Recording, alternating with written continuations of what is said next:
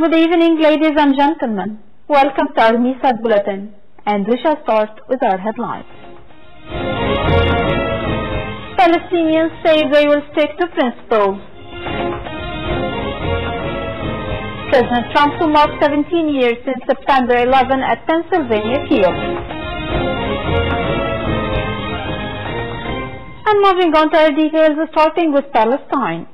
The Palestinian Authority says it will not abandon its principles following the U.S. decision to close the Palestinian Liberation Organization's office in Washington.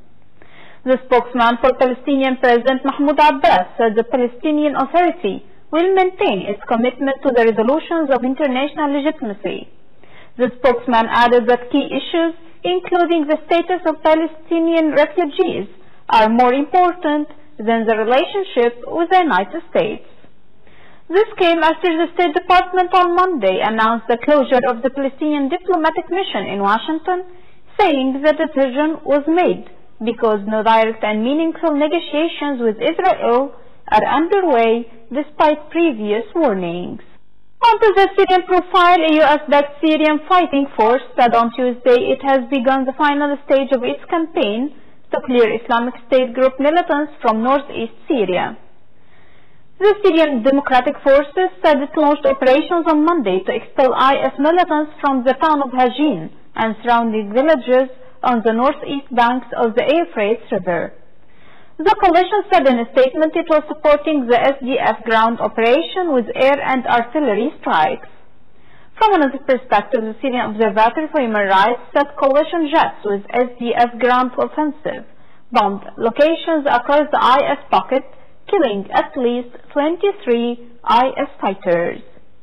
In Kabul, a suicide bomber detonated his explosives-filled vest among a group of people protesting a local police commander in eastern Afghanistan on Tuesday, killing 20.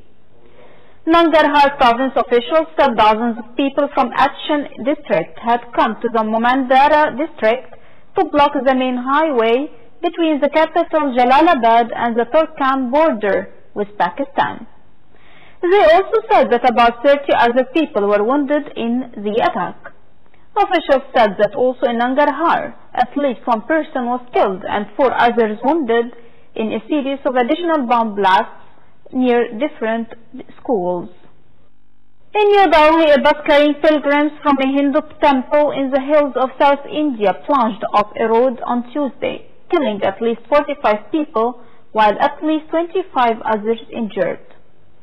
Officials said the driver lost control as he tried to avoid another bus on the crowded road leading from the popular Anjaneya Swami temple in Telangana state. Passers-by rushed to help after the bus crashed off the road, mangling the front of the vehicle. From another perspective, an investigation has been ordered into the cause of the accident. It's worth mentioning that more than 100,000 people die every year on India's roads. And going to Africa, the leaders of Ethiopia and Eritrea on Tuesday officially opened the border where a bloody war and ensuing tensions had divided them for decades. Ethiopia's reformist new Prime Minister Abiy Ahmed and longtime Eritrean President Isaias Afwerki visited the Boer front along with members of their militaries to mark the Ethiopian New Year, according to officials.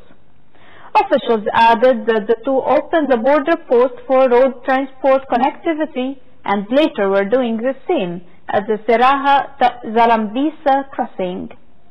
The former rivals have made a reconciliation since Abiy announced that Ethiopia would fully embrace a peace deal that ended in 1998-2000 border war. On the other side of the world, President Donald Trump is marking 17 years since the worst terrorist attack on U.S. soil by visiting the Pennsylvania field that became a September 11 memorial. Trump and his wife Melania were participating in Tuesday's summer remembrance in Shanksville. It's where hijackers crashed a California-bound commercial airliner on September 11, 2001, after the 40 passengers and crew members learned what was happening and attempted to regain control of the aircraft. Nearly 3,000 people died on 9/11 when other airplanes were flown into New York's World Trade Center and the Pentagon in an attack planned by Al-Qaeda leader Osama bin Laden. On another side, South Korea's president on Tuesday urged both North Korea and the United States to make bold decisions to break a deepening diplomatic impasse over the North's nuclear ambitions, saying he will continue to act as mediator. President Moon Jae-in's comments come days before he is to meet with North Korean leader Kim Jong-un for the third time this year to discuss how to achieve denuclearization and peace on the Korean Peninsula. During a cabinet meeting on Tuesday, Moon said Kim and Trump must think broadly and make bold decisions to move the diplomacy forward and get North Korea to dismantle its nuclear arsenal.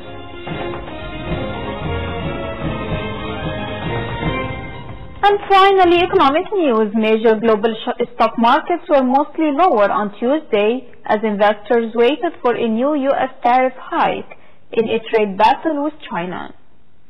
In Europe, Germany's DAX lost 0.7% to 11,906, and London's FTSE 100 fell 0.7% to 7,229. France CAC 40 shed 0.4% to 5,250. On Wall Street, futures for the Standard & Poor's 500 index were down 0.3%, and those for the Dow Jones Industrial Average were 0.4% lower. In Asia, the Shanghai Composite Index retreated 0.2% to 664.80, while Tokyo's Nikkei 225 advanced 1.3% to 22,664.69. And before ending our news, let's take another look at the most important headlines for today. Palestinians say they will stick to principles. President Trump to mark 17 years since September 11 at Pennsylvania Theater.